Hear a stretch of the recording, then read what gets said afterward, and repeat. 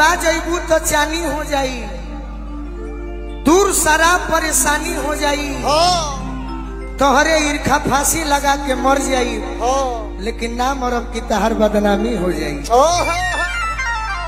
अगर हीरोइन बनोगी तो एक्टिंग करना है सैड सॉन्ग पर। मान लो कि दीवाना बिहार में घर है और झारखंड में आकर रह रहा हो, पागल का दशा हुआ है, तो कह रहा है क्या कि तुम्हारा मोहब्बत में हंसती है बक तुम्हारे लिए मैं पागल हूं।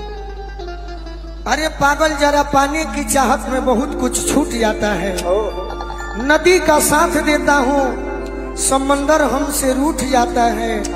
मोहब्बत लिखने पढ़ने में आसान दिखती है, मोहब्बत को निभाने में पसीना छूट जाता है। थोड़ा सा मेरा साथ दो, मजा आ जाएगा।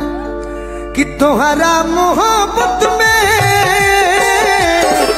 ये जिंदगी खराब हो गई, तुम्हारा मोहब्बत में ये जिंदगी खराब। दिल जब से तोड़ लूं हमारा के छोड़ा लूं, दिल जब से तोड़ लूं हमारा के छोड़ा लूं, संभतिया शराब हो गई। तुम्हारा मोहब्बत में ये जिंदगी खराब हो गई, तुम्हारा मोहब्बत में जिंदगी खराब हो गई। अब इसमें हमारी ज्योति, मेरी कहने के लिए ओरिजिनल रूप में मैं आपको बहन मानता हूँ, कला के रूप में मैं आपको दोस्त मानता हूँ। अगर इसमें हिंदी कोई अगर गम की बात हो तो मैं कहूँ, तेरी बेवफाई का शिकवा करूं तो ये मेरे मोहब्बत की तौहीन हो। तेरी बेवफाई का शिकवा करूं तो ये मेरी मोहब्बत की तौहीन होगी। अरे बज़्म में तुझको रुतबा करूं तो मेरे मोहब्बत की तौहीन होगी। तेरी बेवफाई का शिकवा करूं तो ये मेरी मोहब्बत की तौहीन होगी। तेरी बेवफाई का शिकवा करूं तो ये मेरी मोहब्बत की तौहीन। तुम्हारा मोहब्बत में ये जिंदगी खराब हो गई, तुम्हारा मोहब्बत में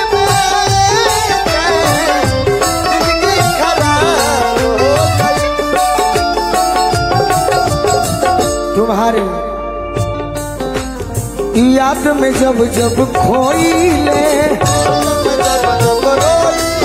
हर कन्हा तड़प के रोइले,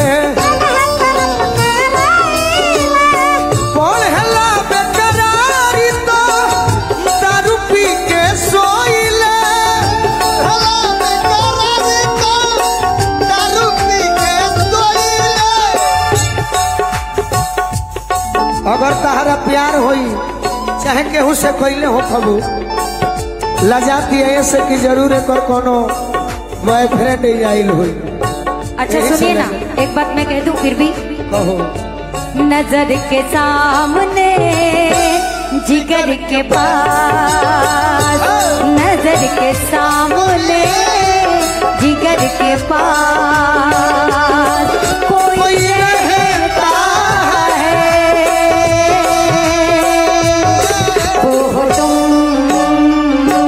नजर के सामने जिगर के पास। अरे याद में जब जब खोइले, के रोइले पढ़ला बेकरार तो दारू पी के सोइले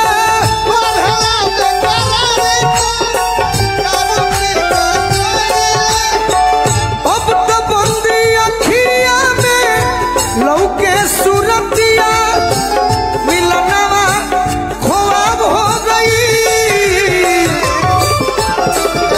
तोहरा तनी भाव नहीं खो देता अरे वो चूल्हा बेकार बा जोना में ताव ना पड़ोसी बेकार बा जेकरा से लगाओ ना सारा चीज मेहरारू बेकार जेकरा में छाओ ना और कलाकारों बेकार जेकरा में भाव ना का भाई एकरा के मारो जन जीभ से चाट के खाली हंसती है पगली